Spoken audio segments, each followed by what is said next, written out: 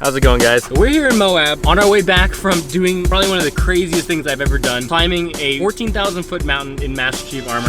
I'm alive. If you saw the previous video on this channel, you know I was really stressed out about it, but my plan is to go into a little bit more detail on the whole experience of climbing this mountain. From no experience to the top, it was incredible. So we're here in Moab. Tell us what we're about to go see, Daniel. So we're about to go see Corona Arch. It's a moderate hike. It's not too much elevation. It's a lot easier than what we did yesterday. While we're on the way to the Arch, I'll tell you about the craziness of what we did yesterday. I guess it was only a week ago whenever I had this idea to climb a mountain in Chief armor. He was the first person I called. And you wanted something extravagant. First I was thinking, oh, we probably don't need to go up something too steep. And you're like, no, I want it to be majestic. There were a couple mountains in Utah that I looked up. I saw some pictures of them. I was like, yeah, if I'm gonna do this, I feel like I gotta go big, right? Mount Sneffels, that's what we decided. And Mount Sneffels is a 14,158 foot mountain. So I flew here to Salt Lake. We drove down, met our videographer friend Forrest. He's a mountain guy. He's the perfect guy to be climbing up there, getting the shots, going back and forth as I'm breathing really hard. What was your first impression of Mount Sneffels?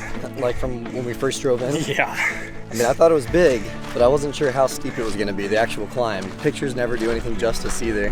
And that's what I learned, because the pictures, they didn't look that bad. Look a little crazier of a mountain than I ever really expected. We set up camp, kind of went over a game plan. I was really stressed out. We woke up the next morning. We were feeling good. I was nervous about altitude sickness. I drank so much water. On the drive over. I had to stop and pee like every hour almost. Dude, the drive. The drive though. The drive was so gnarly. Is that the right word? Yeah. Hiking terminology. It took us an hour to get from the base to the start of the trailhead. But once we got there, suited up and started trekking. So around 10 o'clock, my goal is to summit majority of the time with the Chief helmet on. And I think I probably got what? You probably wore about it a lot. You did wear it a lot though. Yeah, it was probably about like half the time, I would say. Yeah. And keep in mind, I don't think I said this at the beginning of this video, but I have zero hiking experience, like no hiking experience at all. Never climbed a mountain in my life. Never really even hiked in the mountains. I was honestly 50% chance that I was gonna fail, but as soon as we got there and I got suited up, I wasn't gonna let that happen. The only reason why I would have stopped was if I would have gotten altitude sickness. That was it. I was prepared for the headache, prepared for the nausea, but if I would have gotten dizzy, then that's the point that I would have probably called it. Spoiler alert, it didn't happen, thank God. So we climbed up, we had some loose gravel. I took so many breaks.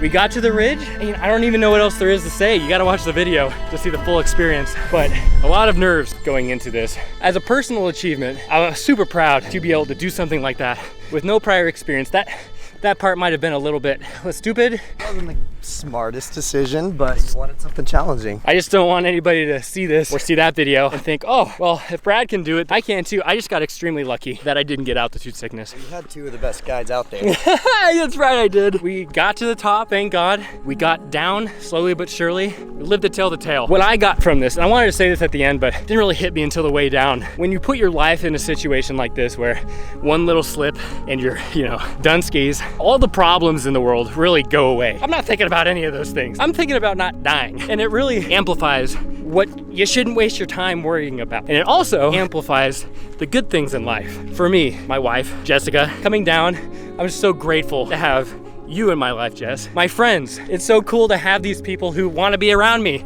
Right, Daniel? Yeah, this is fun. Family, friends, I tend to take those people and those things for granted in my life. And coming down, I just want to tell everybody and show everybody how much I appreciate them. And you guys too. I think that's really the big takeaway for me. No, you did a great job. I mean, I didn't expect you to actually make it all the way to the summit and back. I thought we were going to be stopped and turn around at a certain point in the climb. Like, it was steep. We're at altitude. Like, it's hard to breathe. Like, even me being in the mountains a lot. I am proud of you.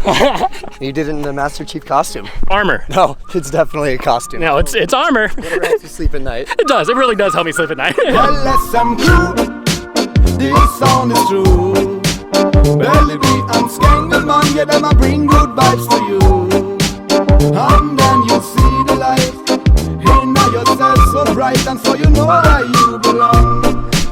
We can stand on this run. So I think just to sum this up, thank you so much, Daniel, for being my little Sherpa, Forrest for filming all of this, really making the video happen. I wouldn't have done this by myself. No freaking way. No human should ever do that by themselves. No. If you haven't seen the main video, check it out. It's gonna be epic. It's gonna be fantastic. And I'm just so excited to be alive. So thank you guys for watching, and I will see you soon. This song is true. Belly beat and skangle man, yeah, them a bring good vibes to you. And then you see the light in In yourself so right, and so you know where you belong.